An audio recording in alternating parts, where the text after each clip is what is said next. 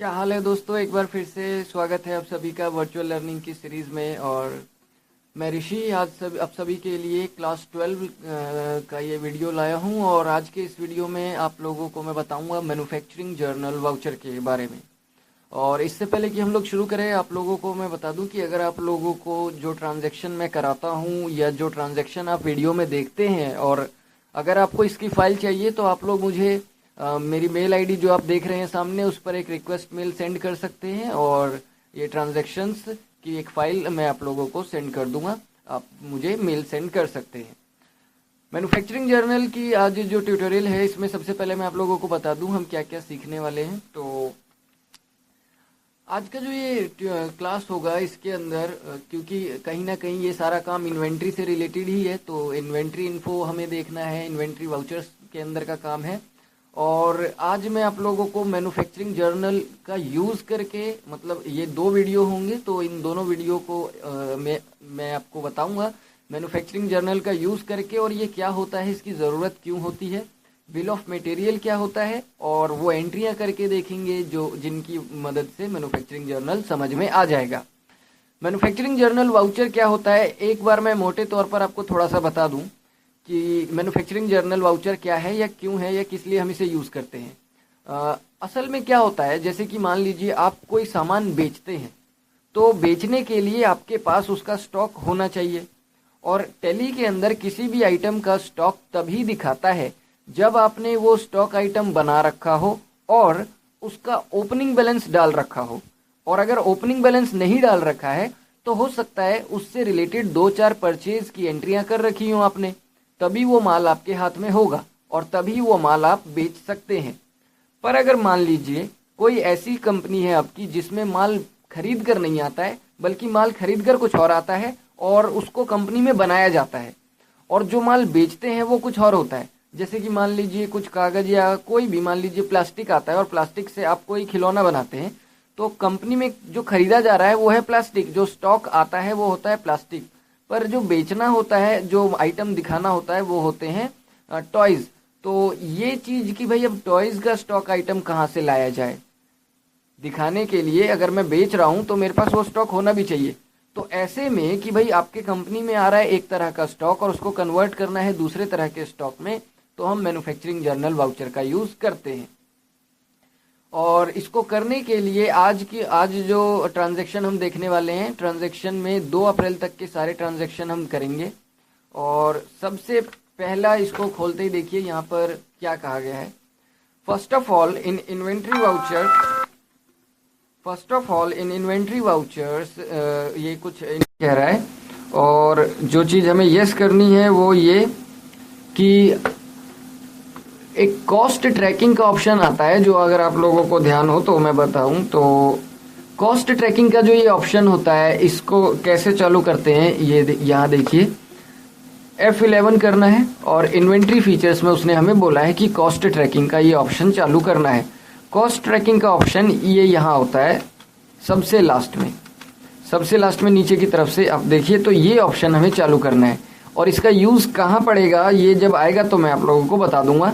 बस ये ध्यान रखिए कि कॉस्ट ट्रैकिंग का कोई ऑप्शन चालू करना था। देखिए यहाँ पर ये बता भी रहा है, make yes in cost tracking for stock item option, this option will help in manufacturing journal voucher to represent some other cost of doing business in manufacturing industry.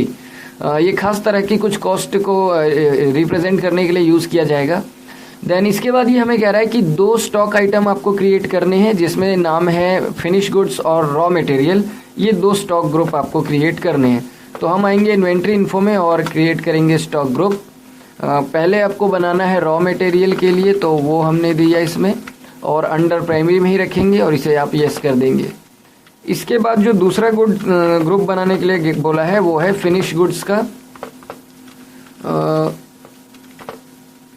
Finish goods, और इसको भी आप यस कर देंगे और इसे accept करा लेंगे। ये दोनों ग्रुप बनाने के बाद अब ये हमें कहता है after this make following stock items under raw material group, यानी कि रॉ मटेरियल जो ग्रुप है उसके अंदर इतने सारे स्टॉक आइटम आपको बनाने हैं। तो ये सारे स्टॉक आइटम क्योंकि क्रिएट करने हैं एक ही बार में एक ही ग्रुप के अंदर, तो हम आ जाएंगे यहाँ और मल्टीपल स्टॉक आइटम में आकर यहाँ हम चुन लेंगे रॉ मटेरियल। और इसके अंदर अब आपको स्टॉक आइटम्स क्रिएट करने हैं। इंजन है, साइलेंसर है, ये सारे आपको यूज़ करने हैं।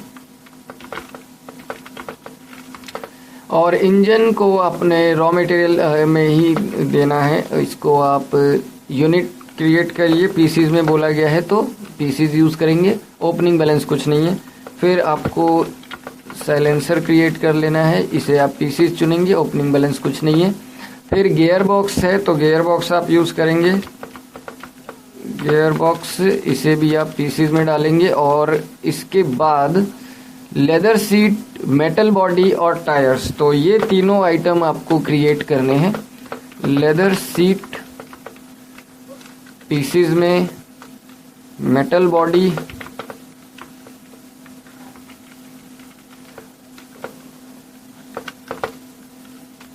पीसीज में, और एक था आपका टायर्स, तो टायर्स भी पीसीज में क्रिएट कर लेंगे। ये सारे रॉ मटेरियल है। देन इसके बाद ये हमें कहता है after this make an item bike under finish goods and make yes in set component bill of material. ये ऑप्शन आपको येस करना पड़ेगा। यानी एक और आइटम क्रिएट करना है आपको जिसका नाम देना है बाइक, और इसे आप अंडर डालेंगे फिनिश गुड्स में और इसे आप पीसीज में रखेंगे। यानी ये तैयार माल हुआ और वो सारे कच्चा माल है।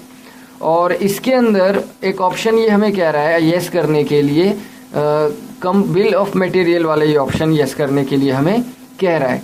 और बिल ऑफ मटेरियल वाला ऑप्शन यहाँ पर तो कोई है नहीं, तो आप F12 करेंगे और यहाँ आकर सबसे पहले ये ऑप्शन चालू करना है। असल में वो इस ऑप्शन को येस करने के लिए कह रहा है। अब जैसे ही आप इसको येस कर देते हैं तो यहाँ पर ये ऑप्शन आ गया बिल ऑफ मटेरियल का, इसे येस कर देंगे। और अब आपको बताना है कि एक बाइक को बनाने में क्या क्या चीज़ें लगती है। तो यहाँ जैसे जैसे यहाँ पर बोला गया है वो आपको बता देना है। जैसे कि नाम देना है, जो नाम पूछ रहा है मटेरियल डिटेल फॉर बाइक, तो वो हम यहाँ नाम दे देंगे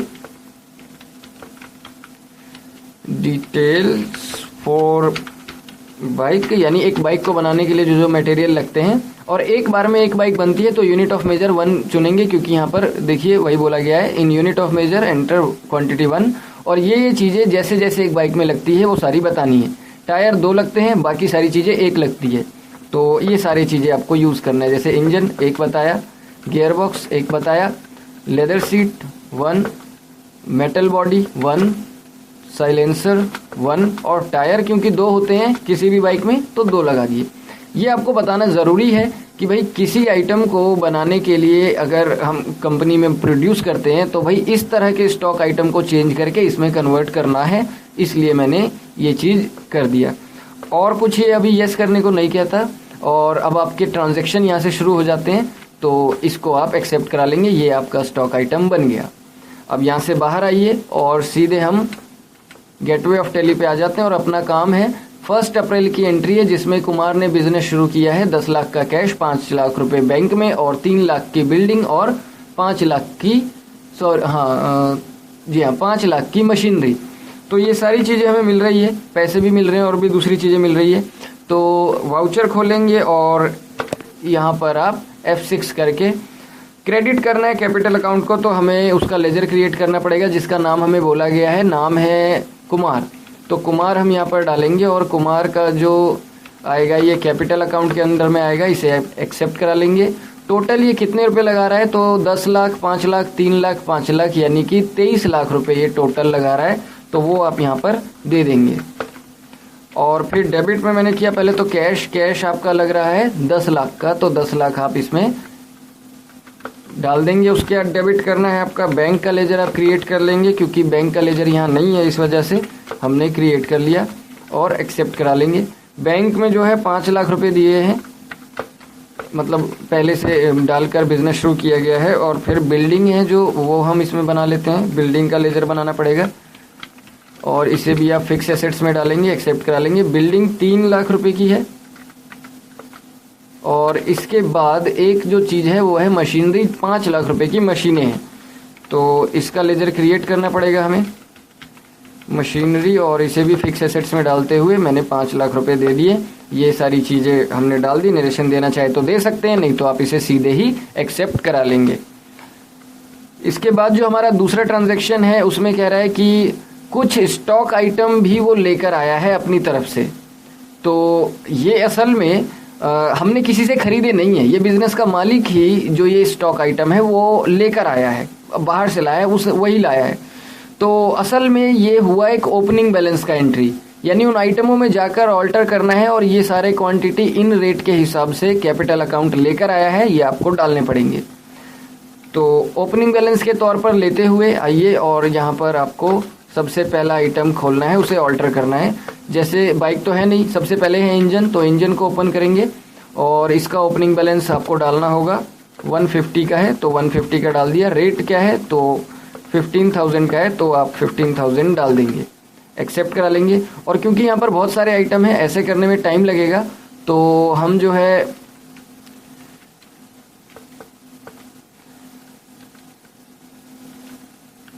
हम क्या करते हैं कि हम मल्टीपल ऑल्टर करते हैं एक ही बार में, और ये सारे के सारे आपके रॉ मटेरियल के अंडर में आने वाले हैं। ये तो मैंने डाल दिया इसका। अब बात है गियर बॉक्स। गियर बॉक्स का जो ओपनिंग क्वांटिटी इसमें दिया हुआ है वो है 350 पीसेस 4000, 350, और यहाँ रेट हमने बता दिया 4000 का। देन इसके बाद जो आपका है लेदर सीट, इसका ओपनिंग बैलेंस है 150, 10,000, तो 150 और यहाँ पर ये रेट हमने दिया।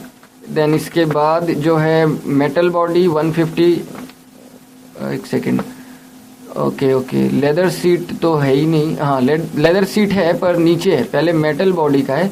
लेदर सीट का है 300 पीस और 1000, लेदर सीट का है 300 और 1000 पीस। ओके, मेटल बॉडी का जो है वो है 350 पीसेस और रेट है इसमें दिया हुआ, रेट 4000 का, सॉरी 10,000 का दिया हुआ है, तो 10,000 हम इसमें डाल देंगे। देन इसके बाद साइलेंसर इसमें नहीं, हाँ है 200 पीस है, तो आप वो डालेंगे यहाँ पर 200, और रेट जो है वो 200, 250, 2500 है, यानी कि, और टायर्स का कोई ओपनिंग क्वांटिटी नहीं है। ये हमने इनके ओपनिंग बैलेंस डाल दिए। फिर ये कहता है 2 अप्रैल को जो ट्रांजैक्शन है, एक आपने 2 लाख रुपए विड्रॉ किए और एक मशीन आपने बेच दी 1 लाख रुपए की, और कैश में ये काम किया है आपने। तो अलग अलग 2 ट्रांजैक्शन एक ही में दे रखे हैं। एक तो कॉन्ट्रा एंट्री होगी जिसमें बैंक से पैसा आ गया कैश, और एक होगी आपकी रिसिप्ट एंट्री जिसमें आपने मशीन बेच दी और कैश में पेमेंट ले ली, तो पैसे आपको मिल रहे हैं एक तरीके से, वो भी फिक्स एसेट्स को बेचकर, तो ये रिसिप्ट वाउचर में जाती है। 2 एंट्रियां हैं, दोनों को करने के लिए वाउचर खोलेंगे, और क्योंकि 2 अप्रैल का है तो सबसे पहले डेट चेंज करेंगे। F4 कॉन्ट्रा खोला और बैंक में से 2 लाख रुपए निकाले हैं, तो वो मैंने यहाँ पर डाल दिया। और इसको आप करेंगे कैश में, क्योंकि कैश आप ले रहे हैं, इसे एक्सेप्ट करा लेंगे। देन इसके बाद आपको खोलना है रिसिप्ट वाउचर, और रिसिप्ट वाउचर में क्रेडिट करना है आपको मशीन को। मशीन से बेचकर जो पैसे मिले वो है 1 लाख रुपए, तो आप यहाँ पर 1 लाख डाल देंगे, और कैश आपको मिल गया इसको बेचकर, तो ये आपने डाल दिया, इसे एक्सेप्ट करा लेंगे। अगला ट्रांजैक्शन भी 2 अप्रैल को है, जिसमें आप ये सारे आइटम मिस्टर विकास से खरीद रहे हैं, और खरीदने के बाद ही आपने पेमेंट कर दी है, या 50% की कैश में और 50% की रह रही है, यानी आधे पैसे दे दिए और आधे पैसे नहीं दिए। आधे पैसों की पेमेंट परचेज करने के बाद कर देना है। तो पहले तो हम परचेज कर लें पहले, फिर पेमेंट करते रहेंगे। और यहाँ लेजर हमें क्रिएट करना है मिस्टर विकास का, तो वो हम क्रिएट कर लेते हैं, और इसको हमने नाम दिया इसका विकास, और ये आएगा सन्ड्री क्रेडिटर में, क्योंकि आप इससे परचेज कर रहे हैं। एक्सेप्ट करेंगे, और ये जो विकास है इसको सबसे पहले आपने परचेज का लेजर क्रिएट कर लेते हैं। पहले एक हम परचेज को डाला परचेज में, और इसे एक्सेप्ट करा लेंगे। सबसे पहला आइटम जो इसने खरीदा, हमने खरीदा एक्चुअली, वो है इंजन 150 पीसेस, और रेट इसका 15,000 का ही है। देन इसके बाद जो आइटम है गियर बॉक्स 350 पीसेस, तो वो आप डालेंगे यहाँ पर 350 पीसेस, रेट सेम रखना है जो आ गया। और इसके बाद टायर्स है 600, तो टायर्स आप बताइए 600 का है, रेट इसमें आपका 1000 रुपीज़ का है, तो वो आपने डाल देना है। इसके बाद आपका मेटल बॉडी है 150 पीसेस, 10,000 है 150 पीसेस, तो वो आप डालेंगे ये। और इसके बाद साइलेंसर 200 पीसेस, तो वो आपने चुन लिया और रेट यही है। और लास्ट आइटम लेदर सीट 300 है, तो ये हमने ले लिया और इसका जो रेट है वो 1000 का है। तो ये सारे बिल जो है ये हम बना रहे हैं, ये हमने खरीदा है। परचेज ऑन 2 अप्रैल, ये मैंने इनका रेफरेंस नंबर दे दिया और इसे भी आप एक्सेप्ट कर लेंगे। अब इसमें से आधे की पेमेंट आज ही हो चुकी है, तो मैं F5 करके पेमेंट की एंट्री करता हूँ। विकास को ही अब मैं डेबिट कर देता हूँ, जो थोड़ी देर पहले मैंने क्रेडिट किया था।